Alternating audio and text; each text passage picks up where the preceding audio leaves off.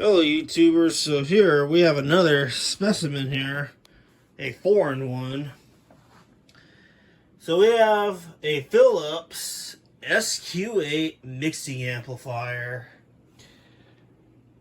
So I acquired this amplifier a few days ago. I bought it for parts, as the seller mentioned. Now this is from some other country. I cannot pronounce it. I don't know if it's Lithuania. I'll put the text on the screen, but it's a European country. I only paid 30 bucks altogether for this amp. Even with shipping. And it came within a week. Now the catch was, this amplifier was for parts. I did have to do a little repair to it, but it was very minor. What I had to do to get this going was I had to change out these two potentiometers here. These ones are the two that came out of this amp. This volume control was bad, as well as the tone control for the treble. The treble and the line input was, every time you adjusted this volume control, nothing would happen. It was like stuck in a way, but the control was turning, just it wouldn't. It was just stuck where it was. Like the wipers inside of these were not making a good contact. But thankfully, these are just 50K potentiometers that I had. I had a bunch of 50K potentiometers lying around, so I was able to get this going. And that was it. The amp works great. So, we got our good old BB2s made by Quam connected to this. We have the Electro voice on the floor here. And then I got this Rowland here, the Rowland from Houston, Texas, and this Lowell. And we have some more over here, some new guys.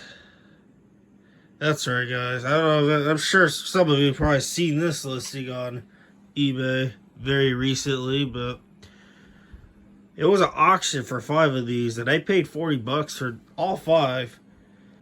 So, we'll get going here.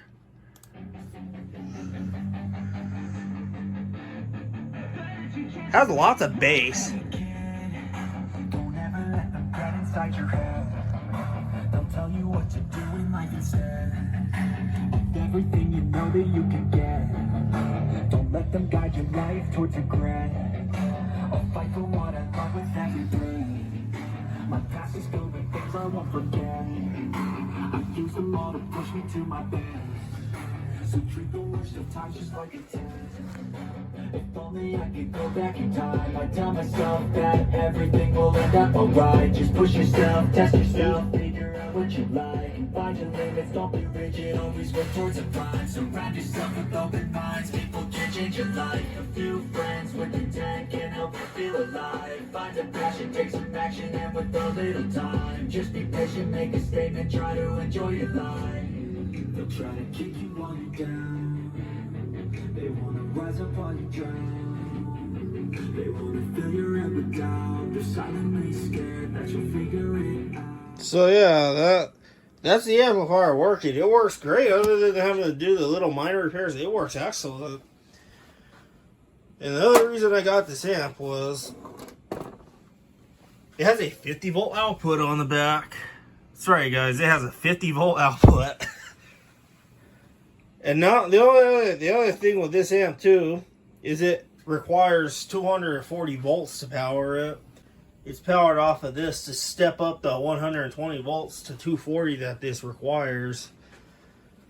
I know this says in the back it can run on 127 volts, but I looked up this power supply and it is not switching mode. It's just a typical linear power supply this thing has.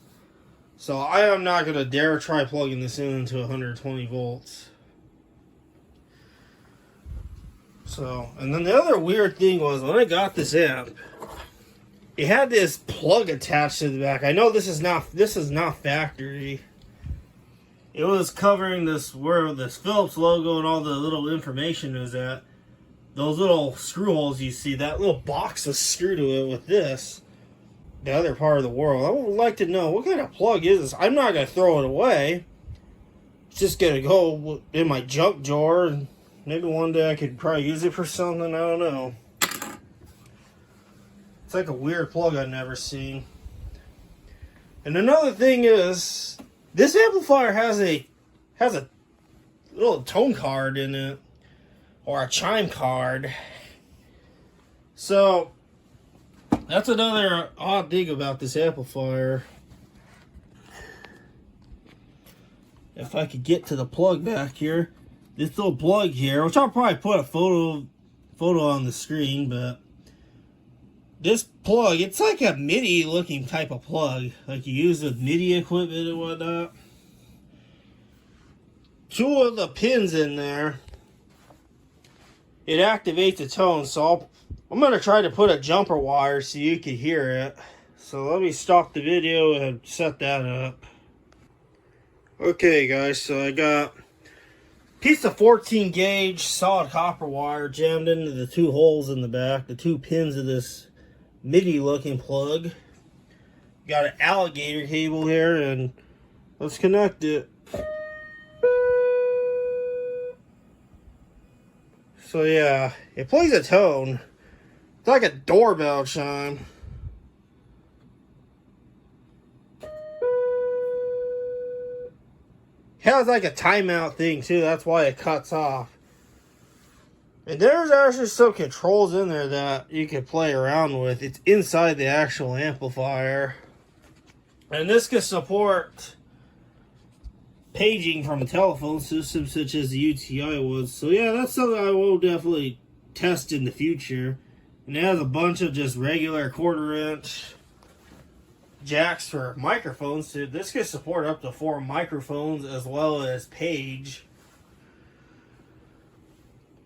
Overall, this amp is pretty basic. It's kind of like the Bogen Classic Series amplifiers. Very basic. That can compare. This is pretty much comparable to a Bogen Classic Series amplifier. The only one quirk with this one is it's got a chime chip, chime card, whatever you want to call it. There's no card in here. It's just like chip, maybe like a chip that plays the tone. But yeah, that's a pretty interesting amplifier. These are not very common out, at least, well, here in the States. This amp is obviously non-existent. This is more of like a European/British thing. And of course, it works great with the Qualm speaker. So yeah, I hope you guys enjoyed the video of this SQ8 mixing amplifier.